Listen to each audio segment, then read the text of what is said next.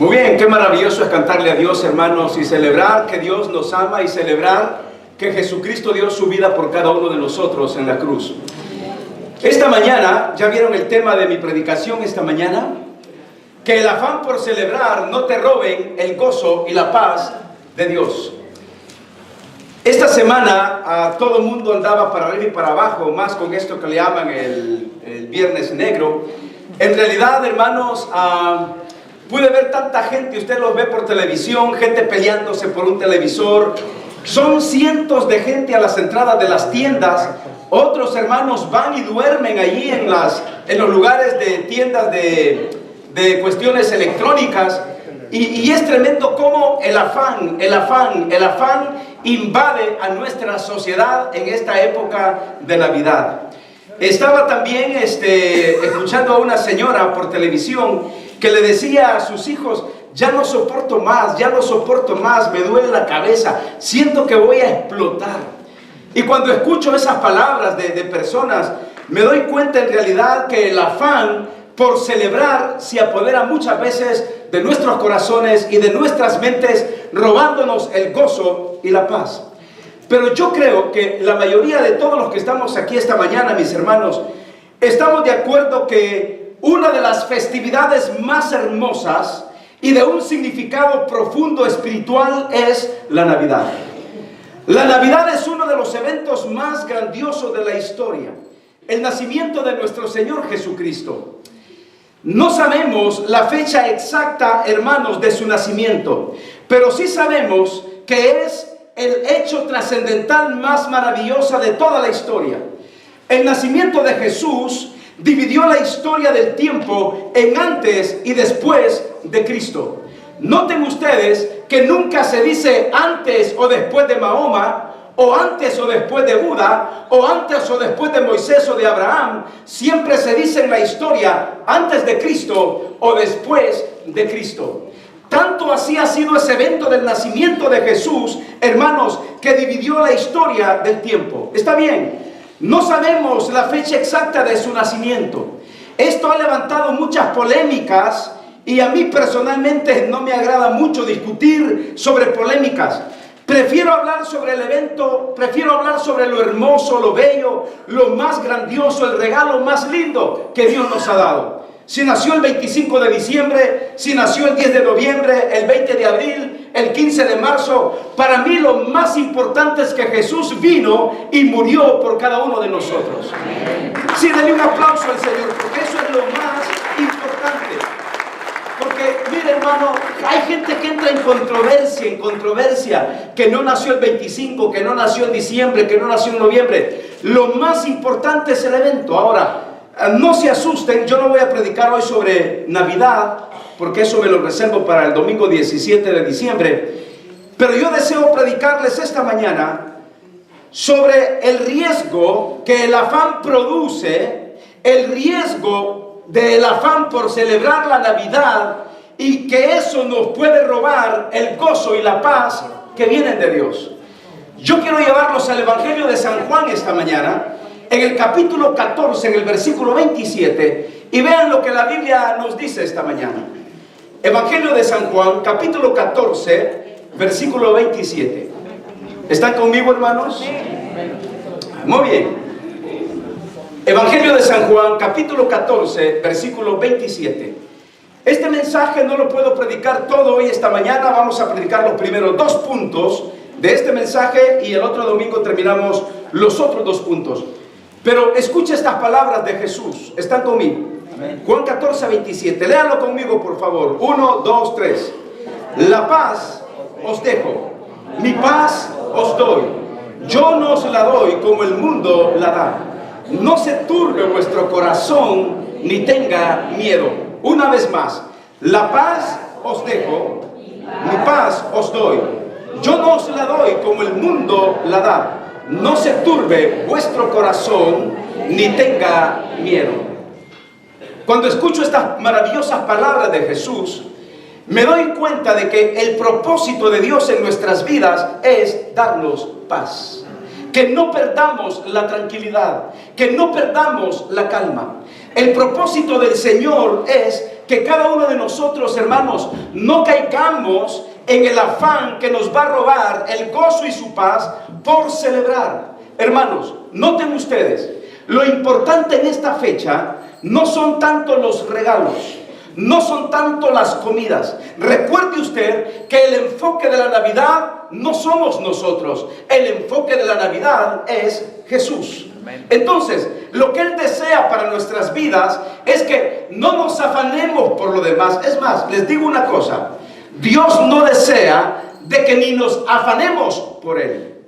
Dios no quiere un afán por Él, porque afán significa ansiedad, porque afán significa desesperación, porque afán, hermanos, significa muchas veces caer en un estado de depresión, porque el afán nos saca del verdadero propósito de celebrar a nuestro Señor. Cuando Pablo dice, por ejemplo, por nada estéis afanosos, Pablo está diciéndonos que todo es todo. Hermanos, Dios no es parte de un todo, Dios es Dios. Y Dios no desea que ni caigamos en afán por Él. Sí, Dios es nuestra prioridad, pero ¿será que Dios quiere verte afanado y afanado por Él? No, Dios quiere que tú vivas una vida en tranquilidad y paz, en una vida relajada con Él. Por eso el Señor está diciendo, la paz os dejo, y note usted, mi paz os doy. Yo no os la doy como el mundo la da. ¿Por qué Jesús dice, yo no os la doy como el mundo la da? Porque el mundo con todo su sistema nos absorbe. Hermanos, hoy estos tiempos son tiempos de andar para arriba y para abajo. Necesitamos algunos principios para evaluar en nuestras vidas. Y yo pienso que el primero de ellos es manifestar el fruto del Espíritu Santo, que es la paciencia. En estos tiempos de ir y venir, hermano, muestra el fruto de la paciencia. Bien nos dice la Biblia, ¿qué nos dice la Biblia? Mas el fruto del Espíritu es amor, gozo, paz, y aquí viene el punto, paciencia.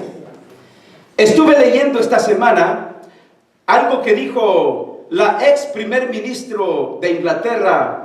¿Saben quién recuerdan? La Margaret Thatcher. Se le conocía como la mujer de mano de hierro. Una mujer que dominó casi Europa con sus principios, sus leyes, sus normas, sobre todo en Inglaterra. Esta mujer dijo estas palabras. Mira lo que dijo, escuche lo que dijo. Soy extraordinariamente paciente con tal que al final me salga con la mía. Palabras de Margaret Thatcher. Y a veces yo digo, ¿cuántos de nosotros también seremos como ella? Que somos pacientes a nuestra propia conveniencia. Somos pacientes y nos aferramos a algo porque realmente nos conviene. Yo diría que esto se trata de una paciencia conveniente, de una paciencia preparada con alevosía y ventaja. Como aquella esposa que le está diciendo a la mujer desde enero, necesitamos ya un coche nuevo. Necesitamos ya un coche nuevo. Cuando se va llegando allá por septiembre, más la afirmación, más. Y ha tenido paciencia febrero, marzo, abril, mayo, junio. Y cuando se va acercando el tiempo de su meta, entonces va cantándolo y cantándolo. Yo diría que estas personas con paciencia lo hacen con premeditación y con ventaja y con mañas. Porque cuando algo queremos que nos salga a nuestra manera, hermanos, es fácil tener paciencia cuando lo estamos planeando, como esta mujer que dijo, yo mantengo mi paciencia hasta lograr lo que yo quiero. El asunto es cuando las cosas, hermanos, no salen como lo esperamos. ¿Cuánta paciencia necesitamos mostrarnos? Yo creo que la prueba de la verdadera paciencia lo demostramos cuando aquellas cosas o aquellos derechos de nosotros creemos que son atropellados en nuestras vidas. Como por ejemplo, mis queridos hermanos, cuando usted llega a un estacionamiento en estos días y usted pone su direccional, porque es el único lugar en donde hay para estacionarse, ya esperó 5 minutos. Y se ha dado cuenta usted que hay personas que cuando ven que usted quiere ocupar su lugar, ellos entran y se toman todo el tiempo del mundo. No voy a mencionar razas, pero algunos de ellos hasta están hablando por teléfono y con los pies sobre el timón. y usted está esperando entrar. Lo duro es que ya pasaron 5 minutos, usted está con la direccional para entrar y viene otro más listo y rápido se mete y le quita el espacio. Paciencia. ¿Cómo necesitamos mostrar nuestra paciencia? También cuando has esperado un largo de tiempo en la línea para pagar y otro descarado se adelanta. Hermanos, cuando vas en el freeway y vas conduciendo y un malcriado te hace señas malas con las manos y todavía te hace muecas y te desafía con la mirada, pues dan ganas de ponerle turbo a tu carro y sobrepasarle. Paciencia. Cuando tu jefe te exige más de tu trabajo y no te paga lo justo, paciencia. También cuando tu compañero se está burlando de tu fe y de tu cristianismo sin alguna razón, necesitamos paciencia. Por eso es que la paciencia es un fruto del Espíritu Santo. Y no vamos a permitir, hermanos, que el afán por celebrar nos robe el gozo y la paz que viene de Dios. Si vas a las tiendas, si vas a los freeway, este jueves, yo no sé si ustedes vieron desde el martes los noticieros, cómo sacaban, hermanos, a los noticieros, cómo estaban los freeways, hermanos. Pobre gente. En realidad, como dicen ellos, tienes que armarte de paciencia. Qué triste es cuando nuestros derechos son atropellados y no queremos que las cosas, y no salen las cosas como nosotros deseamos. Cuando tu vecino, por ejemplo, te está echando la basura a tu casa, de su casa a tu casa. Cuando los gatos invaden tu propiedad, tu casa. Yo no es que no quiera a los gatos, pero es que tengo malas experiencias con los gatos. A mí si me dijeran que a cuál de dos escojo para ir a la guerra, a Kirby o a un gato, yo escogería a mi Kirby para ir a la guerra, no a un gato. Pero esos gatos, mis vecinos tienen muchos gatos, y cuando mi Kirbito estaba vivo, porque nuestro Kirby se murió este año en el mes de marzo, le dio cáncer en el estómago, y lo tuvimos que dormir, y fue gran tristeza que se nos haya ido el Kirbito. El Kirbito, los animalitos de amor incondicional, ¿sí me entienden? Ellos, vayan bien o mal las cosas, la colita, porque así era la colita. En la mañana, buenos días, papá. Movía la colita. Bueno, los gatos llegaban, se comían su comida y me lo llenaban de pulgas. Y como mi perro era tan listo, yo le decía, Kirby, ¿qué pasa? A jugar con los gatos se ponía. Y le decía, Kirby, ataque. ¡Pum! Se iba para atrás el perro. Mire, necesitamos paciencia aún con los vecinos, hermanos. Los vecinos que no cortan sus árboles y todas sus ramas dan a tu techo, que invaden tu propiedad, invaden tus derechos. No es lo mismo, como dijo la Margaret Thatcher, que ella tenía paciencia hasta lograr lo que ella quería. Cuando las cosas no salen como nosotros queremos, necesitamos, hermanos, paciencia. Es en esos momentos cuando alguien te invade tu privacidad, tu derecho. Tú quisieras tener una santa impaciencia y armarte de valor y decirles, hey, ya se me acabó mi paciencia, ahora voy a poner a prueba mi santa impaciencia. Y quisiéramos que esa impaciencia gobernara nuestra vida, pero yo les digo esta mañana, tenemos que mostrar en esta época y todos los días la paciencia como un fruto del Espíritu Santo en nuestras vidas.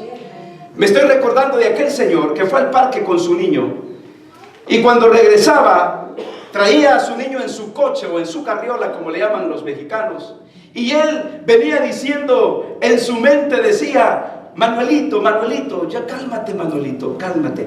Manuelito, ya vamos a llegar, cálmate, Manuelito. Una señora se le acerca y dice, me gusta cómo trata usted a su nieto. Cómo con cariño le viene diciendo, Manuelito, ya cálmate, ya vamos a llegar.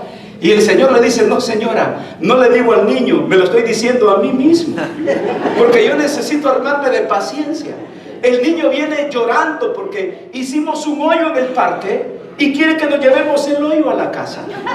Entonces él viene llorando y llorando. Y yo trato de consolarme y decirme, ya Manuelito, ya casi llegas. Cálmate, Manuelito, cálmate. ¿Cómo necesitamos la paciencia? Hermanos, la paciencia es un fruto del Espíritu Santo.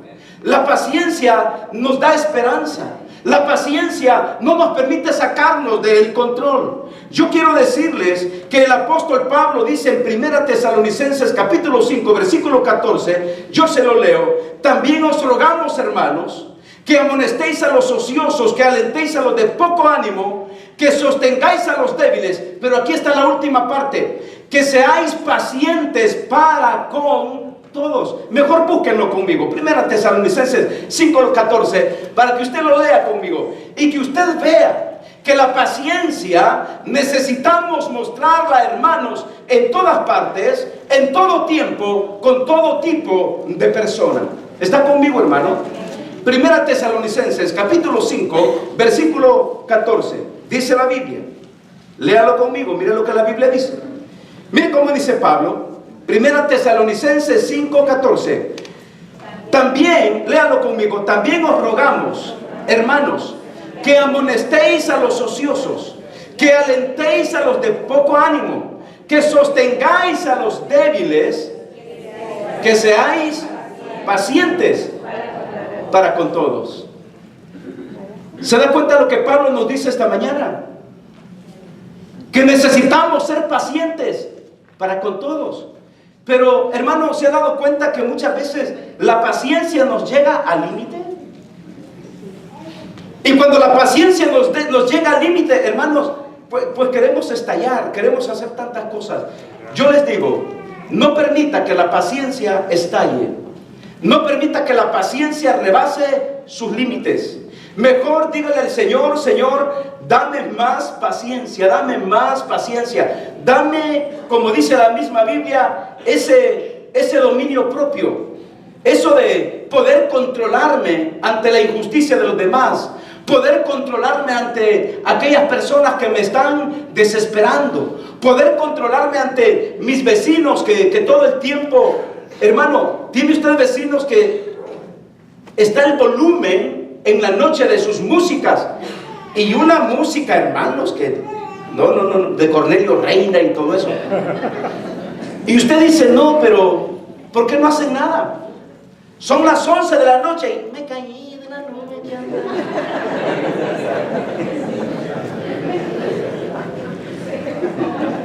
Y tú no puedes ni llamar a la policía porque no llegan, hermanos. Ellos necesitan ver sangre para llegar, no llegan. Y el asunto es que necesitas paciencia. Créame que a veces yo he tenido vecinos también que son las 12 de la noche y uno tiene que levantarse y dan ganas de salir y tocar su puerta y decirle: ¿sabe qué, vecino? Yo mañana tengo un servicio a las 9 de la mañana y nos levantamos temprano y necesitamos que apague su música. Entonces necesitamos armarnos de paciencia. Y la Biblia nos está diciendo esta mañana que necesitamos tener paciencia. ¿Qué dice la Biblia? Que seáis pacientes para con todos. Entonces, la paciencia es necesaria siempre. Pero yo creo, hermanos, que en estos días de celebraciones es totalmente indispensable. Y entre más se acerca el día central, que es la Navidad, las tensiones tienden a aumentar más. Las largas filas por pagar en las tiendas, en los supermercados, en las tiendas al comprar los regalos. No hay un lugar para estacionarse. Y yo les vuelvo a decir, hermanos, paciencia, paciencia, paciencia. El apóstol Santiago dice que debemos de tener paciencia hasta la venida del Señor Jesucristo. Les digo rápidamente esto. Cuando usted no tiene paciencia, esa falta de paciencia puede producir un enojo. Y cuando una persona está enojada, mejor ni te le acerques. Sobre todo si tú conoces que el carácter de esta persona es impulsiva. Cuando tú ves que hay personas que con la mirada, hermanos, uno sabe si esta persona es impulsiva, si es una persona agresiva, mejor ni te le acerques, mejor da la vuelta y vete. Pero la falta de paciencia te puede producir un enojo, la falta de paciencia puede producir frustración y la falta de paciencia te puede producir estrés. Y cuando llega el estrés, puede llegar junto a ello también la depresión. Este es un tiempo en que tú necesitas producir en tu vida, manifestar en tu vida, hermanos, el fruto del Espíritu Santo. Y yo creo que un segundo aspecto que la Biblia nos habla esta mañana es sobre el afán. El afán es inútil porque el afán resulta en estados de ansiedad que te roban la paz. Mire, hermano, todos los que estamos viendo ahorita en las tiendas, en los moles, esto se da todos los años, todos los años. Las compras de los regalos, las comidas del trabajo, los amigos, las comidas de la iglesia, las comidas de los ministerios. Andamos para arriba y para abajo y parece que no damos abasto muchas veces con tantos compromisos. Y yo creo que al final no le damos satisfacción a todo el mundo. No quedas bien con casi nadie y nos hemos ganado un afán que nos robó el gozo y la paz. ¿Qué tal si das un regalito para que te digan, ay, no me gustó? O le regalas una camisa a tu hijo y tu hijo dice, no, esta camisa parece de mi abuelo, yo estoy joven, yo quiero una camisa de esas grandotas que llegan hasta la rodilla. Al final no quedamos bien con muchos. Y nos hemos afanado, cosas que nos hacen perder el gozo, cosas, hermanos, que nos hacen perder la paz. Esos zapatos que no eran de la medida. Esa esposa que no quería una licuadora. Hermanos, ¿a quién se le ocurre darle una licuadora a la esposa para Navidad como regalo? Como aquel esposo que para su cumpleaños le llevó a su esposa un trapeador y una aspiradora. ¿Usted cree que ese es un buen regalo de cumpleaños para la esposa? ¿O es como aquella esposa que para Navidad le llevó al esposo una caja de herramientas y una máquina de cortar el césped? Ese sí está bueno para que corte. Yo no puedo entender ese tipo de regalos. Óigame, siempre que yo veo a matrimonios, por ejemplo, que están para comprar su casa, el comentario de la esposa es, ay, ya me imagino a mi viejo cortando la yarda de la casa al otro lado. Pobre hombre, Dios mío. Bueno, así son las cosas, ¿qué vamos a hacer? Pero al final no quedamos bien con todos. Eso de las comidas, ay, que insípida quedó la comida, ay, que me hizo daño la comida. Los recalentados sí son más ricos, pero ya de 15 días para atrás.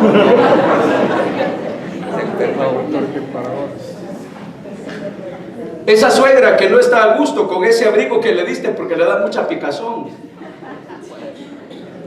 Yo creo, hermanos, que todo lo que vemos a través del tiempo muchas veces produce un afán inútil que resulta en estado de ansiedad y nos roban el gozo y la paz.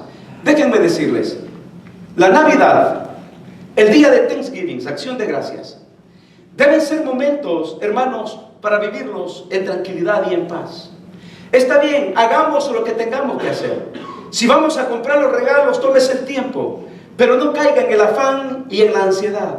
Que estas cosas, hermanos, no le roben el gozo, como esta señora que yo vi por televisión que le decía a sus hijos, siento que mi cabeza va a explotar, siento que ya no doy más. Es porque había caminado quizás todo el día, y lo peor del caso, mis hermanos, es cuando no hay muchos ingresos económicos y nos sentamos a lamentar, y eso produce ansiedad, y eso produce un afán que nos roba el gozo que viene de Dios. ¿Sabe? En el libro de Eclesiastés, en el capítulo 2, en el versículo 16, para ir como concluyendo en este punto, me doy cuenta que Salomón hace una conclusión de todo lo que los seres humanos pasamos. Y léalo conmigo. Eclesiastés capítulo 2, versículo 16 al versículo 24, solo para leerlo. Miren lo que Salomón nos dice esta mañana. Yo no sé ustedes, pero yo sí tengo calor, hermanos. Quizá han puesto la calefacción, pero no hay aire acondicionado. Miren lo que la Biblia dice. Eclesiastés 2, 16 al 24.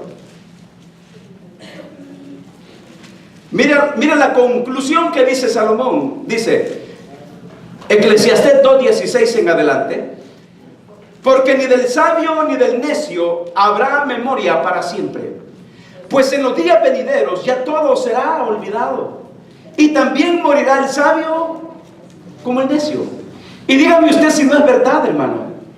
Todo lo que nosotros hacemos en la vida, el afán con que nos preocupamos para dejar una casa a nuestros hijos, el afán por darles una educación, el afán por comprarles todo lo que ellos desean, al final dice la Biblia que todos seremos olvidados. Es una triste verdad. Cuando alguien muere, yo leí en Facebook, en algo de lo que pusieron algunos de nuestros hermanos que navegan mucho en esto de Facebook. Alguien pone, por ejemplo, una caja, están en un funeral, está la caja, y apenas hay 2 o 3 personas. Y el encabezado dice, ¿y cómo? En Facebook tenías más de 2,000 amigos. ¿Cuántos tienes aquí? 3. Increíble. Todo pasa, hermanos. A veces nos afanamos tanto y tanto y tanto. Y Salomón era un sabio y llegó a esa conclusión, y eso es verdad. Hermanos, en el momento del funeral, ahí todos lloran y todos dicen, qué buena persona era. Y aunque no te cayera bien, tú dices que era el más guapo de la iglesia. Y aunque no te cayera bien, tú dices, no, era de buenos modales. Dicen que hubo un señor que se murió, pero era malo, el peor de la colonia, y nadie quería llegar, pero llegaron por cortesía al velorio. Y había un señor que, cuando la familia dijo, ¿habrá alguien que quiera decir unas palabras bonitas para nuestro querido difunto? Pasaron 5 minutos y nadie se ponía de pie. Entonces un señor por pena se levantó y dijo, y tan bonita dentadura que tenía. No hallaba qué decir. No hallaba qué decir. Las cosas pasan, hermanos. ¿Por qué nos afanamos tanto? ¿Por qué perdemos el gozo? ¿Por qué perdemos la paz? ¿Por qué perdemos aquellas cosas más importantes en la vida? Y Salomón dice en el versículo 17, mire, aborrecí por tanto la vida, porque la obra que se hace debajo del sol me da del sol me era fastidiosa, por cuanto todo es vanidad y aflicción de espíritu. Asimismo, aborrecí todo mi trabajo que había hecho debajo del sol, el cual tendré que dejar a otro que vendrá después de mí. A veces creemos, hermanos, que somos insustituibles. O a veces decimos, no, pero es que sin mí no van a ver cómo lo hacen sin mí. No, después de ti vendrá otro. Y yo recuerdo las palabras de uno de mis hermanos que siempre le decía a mi papá, porque mi papá fue el fundador de la iglesia, regaló el terreno, construyeron la iglesia. Y uno de mis hermanos le decía a mi papá siempre, papá, ¿para qué se afana? Porque mire, cada fin de semana, los sábados que mi papá descansaba, allá íbamos los hijos con las piochas y las palas a hacer la terracería, a poner plano el suelo. Por eso les digo que sé mucho de construcción, porque ahí construimos ese templo con mi papá. Y lo que quiero decirles es que uno de mis hermanos siempre decía, pero papá, le decía, nadie sabe para quién trabaja. Usted está construyendo ese templo, nos trae los sábados a trabajar aquí con algunos hermanos, unos pocos, y mire, nadie sabe para quién trabaja. Y cabal, mi papá con el tiempo pues dejó la iglesia y todo, él renunció por ciertas cosas y todo. Bueno, el asunto es que mi papá todavía sigue en esa iglesia.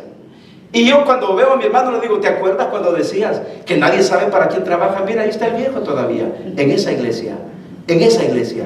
Pero Salomón tiene una gran razón al decir que después de nosotros vienen otros detrás de nosotros. Y dice en el 18, asimismo, aborrecí todo mi trabajo que había hecho debajo del sol, el cual tendré que dejar a otro que vendrá después de mí. En el 19, y quién sabe si será sabio o necio el que se enseñoreará de todo mi trabajo en que yo me afané y en que ocupé debajo del sol mi sabiduría. Esto también es vanidad. Como quien dice, esa casa por la cual tanto tú trabajaste y le dejaste a tus hijos, tú no sabes si va a venir otro tranquilo y le vas a decir a tu hija, véndela y nos vamos a Las Vegas. En el versículo 20 dice Salomón, volvió por tanto a desesperarse mi corazón acerca de todo el trabajo en que me afané y en que había ocupado debajo del sol mi sabiduría. ¿Qué hombre? En el 21, que el hombre trabaje con sabiduría y conciencia y con rectitud, y que haya de dar su hacienda a hombre que nunca trabajó en ello. También esto es vanidad. ¿Y qué dice? Y mal grande. Porque, ¿qué tiene el hombre de todo su trabajo y de la fatiga de su corazón en que se afana debajo del sol? Porque todos sus días no son sino dolores y sus trabajos molestias. Aún de noche su corazón no reposa. Esto también es vanidad. No hay cosa mejor, dice Salomón al final, no hay cosa mejor para el hombre, sino que coma y beba y que su alma se alegre de su trabajo. Pero al final también dice, también he visto que esto es de la mano de Dios. Aunque todo es vanidad, aunque nos afanemos y trabajemos y todo, pero Él dice, no hay nada más hermoso que ir, tomar tu descanso después de tu trabajo, comer y beber y descansar, porque esto viene de la mano de Dios. Mis hermanos, no permitamos que el afán y las cosas nos roben el gozo que viene de Dios. Bien dijo Jesús en Mateo 6:31, no os afanéis, y este es el consejo de Jesús, no os afanéis pues diciendo qué comeremos o qué beberemos o qué vestiremos, porque los gentiles buscan todas estas cosas, pero vuestro Padre Celestial sabe que tenéis necesidad de todas estas cosas. Mas buscad primeramente el reino de Dios y su justicia, y todas estas cosas os serán añadidas. Así que no os afanéis por el día de mañana, porque el día de mañana traerá su afán. Basta cada día su propio mal. Y Pablo dice, por nada estéis afanosos, si no sean conocidas vuestras peticiones delante de Dios en toda oración y ruego, y con acción de gracias, y la paz de Dios, que sobrepasa todo entendimiento, guardará vuestros pensamientos y vuestros corazones en Cristo Jesús. Hermanos, el afán es inútil. De nada sirve que andemos para arriba y para abajo. De nada sirve incluso que malgastemos lo que no tenemos. De nada sirve que vayas más allá de tu presupuesto, de tu salario, cuando al final la Biblia nos dice que todo es vanidad. Todo es vanidad.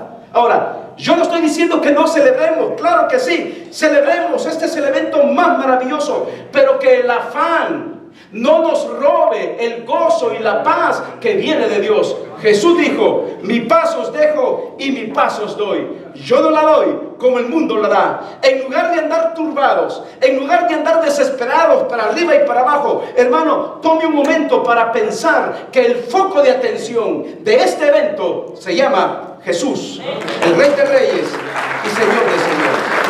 Cierre sus ojos y oremos al Señor. Padre Santo, gracias. Gracias por tu palabra. Gracias porque tú, Señor, nos dices esta mañana que el afán es inútil, que el afán no nos deja nada bueno. Señor, yo te pido que el afán no nos robe el gozo y la paz que vienen de ti. Que el afán por celebrar, la Navidad, el afán por celebrar los eventos, que no nos roben el gozo y la paz que vienen de ti. Señor, ayuda a cada uno de mis hermanos, bendícelos. Te pido que nos guardes y nos sostengas. Te pido que tu Espíritu Santo, Dios, siga obrando en cada uno de nuestros corazones. Te pido por las elecciones en Honduras. Señor, te pido que bendigas a este pueblo hondureño.